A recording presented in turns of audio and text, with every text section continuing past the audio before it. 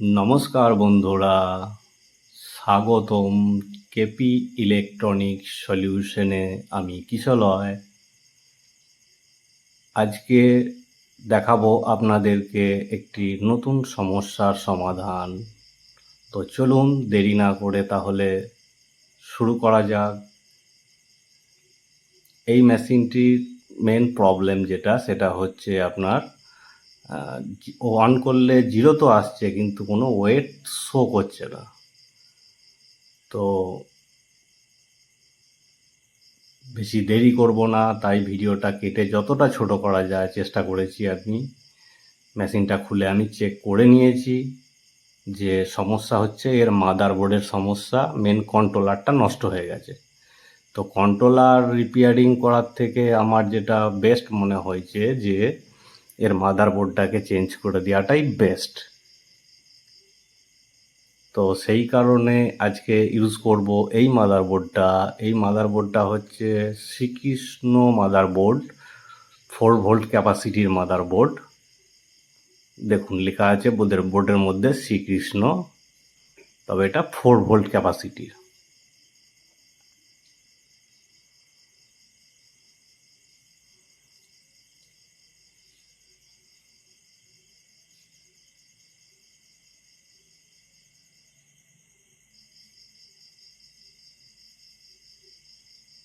এই মেশিনটার মেনলি শুধুমাত্র মাদারবোর্ড নয়, ফুল চেক করে যেটা আমি দেখলাম যে এর ব্যাটারিটাও নষ্ট হয়ে গেছে।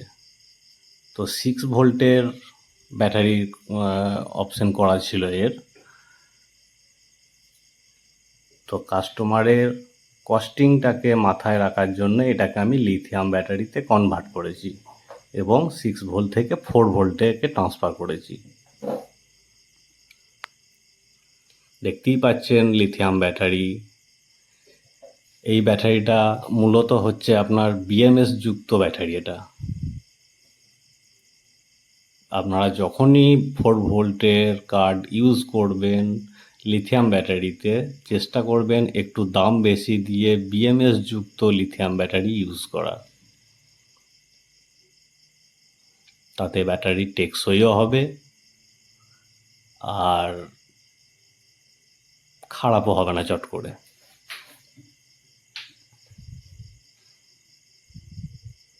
আজকে এই ভিডিওতে আপনাদেরকে চেষ্টা করব টোটাল ইনস্টলেশন এবং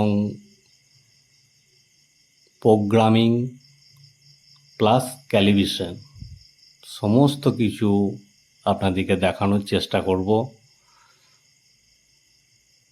ভিডিওটাকে ছোট করার জন্য আমাকে অনেকটাই কাটতে হয়েছে, কারণ বেশি লং ভিডিও হলে পরে কারোর দেখার ইন্টারেস্ট থাকে না অতটা। তো সেই কারণেই যতটা ছোট করা যায় করতে হয়েছে আমাকে।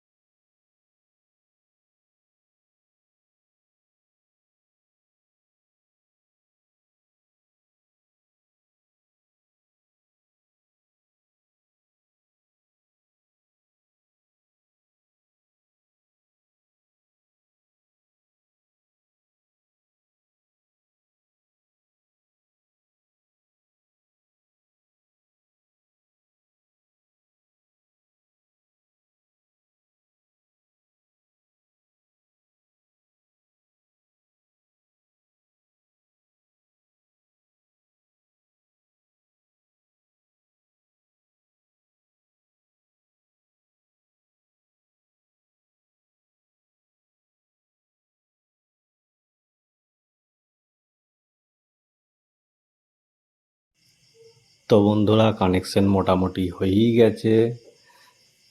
এবারে গ্লু স্টিক দিয়ে এগুলোকে চিপকে নেব। তারপরে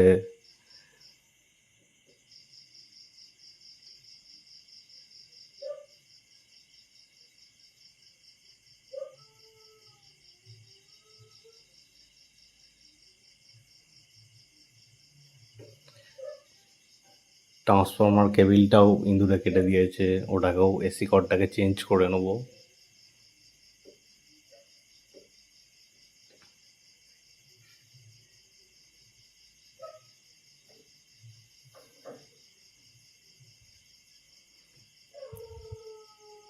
বন্ধুরা, আশা করি আজকের ভিডিও আপনাদের ভালো লাগবে এবং নতুন কিছু শিখতে পারবেন।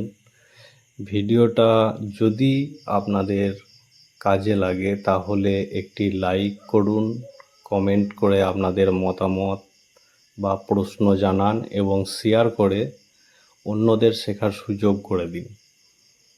এখনও যদি কেপি ইলেকট্রনিক সলিউশন চ্যানেলটাকে সাবস্ক্রাইব না করে থাকেন তাহলে এখনই সাবস্ক্রাইব করুন এবং বেল আইকনটি অন করুন, যাতে এই ধরনের নতুন কিছু ভিডিও সবার আগে দেখতে পারেন।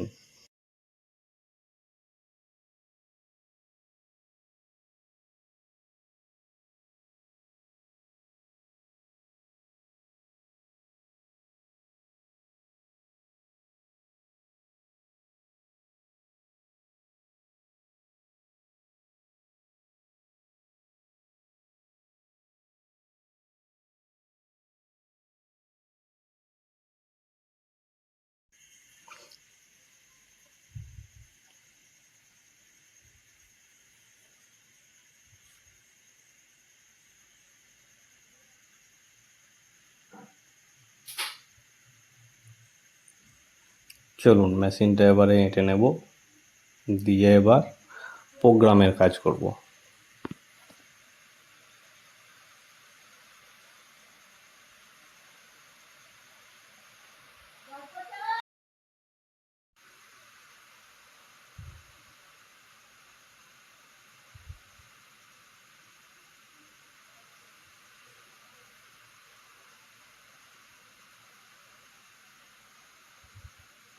চলুন এবার প্রোগ্রামের কাজ শুরু করা যাক। মোডটাকে টিপে ধরে মেশিনটা অন করব। এন্টার এলো। এবার টিয়ারটা একবার টিপব। NF1 হবে, কারণ এটা কুইন্টালে কনভার্ট হবে। তো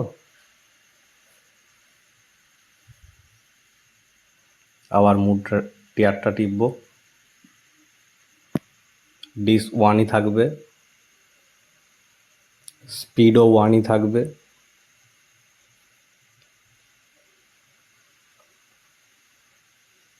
অটো জিরোটা 2 থাকবে।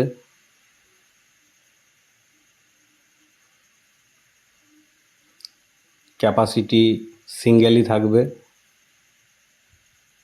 তার জন্যই 1 করা আছে। ক্যাপাসিটি 1। ডিসিবল পয়েন্ট 4ই হবে।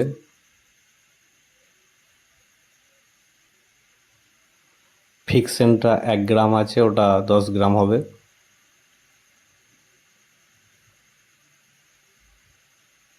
দেখুন আপনাদেরকে আবার দেখিয়ে দিচ্ছি। NF1, decibel point 1, speed 1, auto zero 2, capacity 1 single.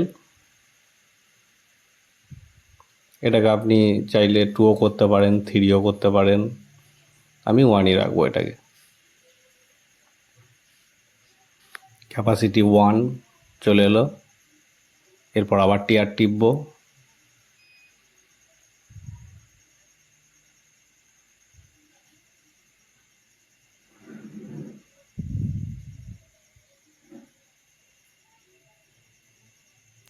এটা বাই ডিফল্ট 30 কেজি সেটিং করা থাকে। কাস্টমারের রিকোয়ারমেন্ট হচ্ছে 80 কেজি, তো সেই হিসেবে এটাকে 80 কেজিতেই সেট করব আমি। ডিজিবল 0.4,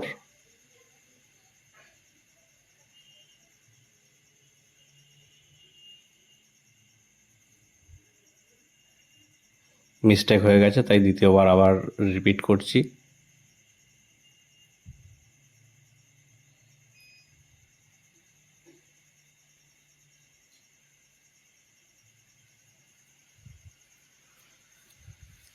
তো 80 কেজি প্রথমে সেট করে নেব।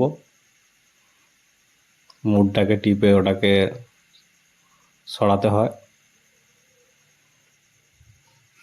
ডিজিবল 0.4, ফিকশন 1 গ্রাম আছে, ওটাকে 10 গ্রাম করব।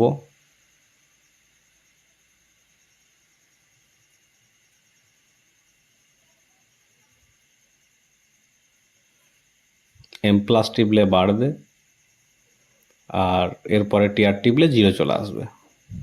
তো 0 চলে এসেছে, এবারে চলুন ক্যালিব্রেশন করব।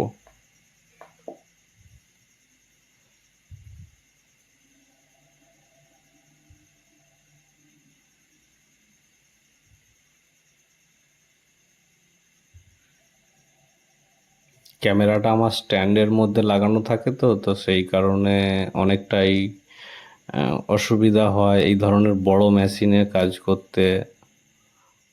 তো আমি যতটা পারছি চেষ্টা করছি আপনাদেরকে দেখানোর।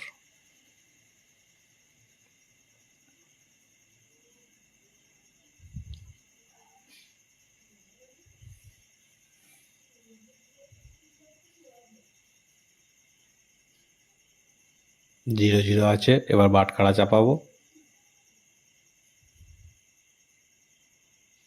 5 কেজি বাটখারা চাপিয়েছি। ওয়েট নিচ্ছে, কিন্তু ওজনটা ভুল দেখাচ্ছে এখন, কারণ ওজনটা এখন সেট করা নাই।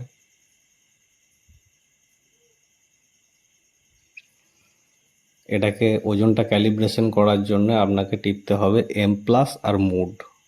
টিপার পরে 5000 চলে এলো, তারপরে টিআর টিপলে এটা ক্যালিব্রেশন হয়ে যাবে।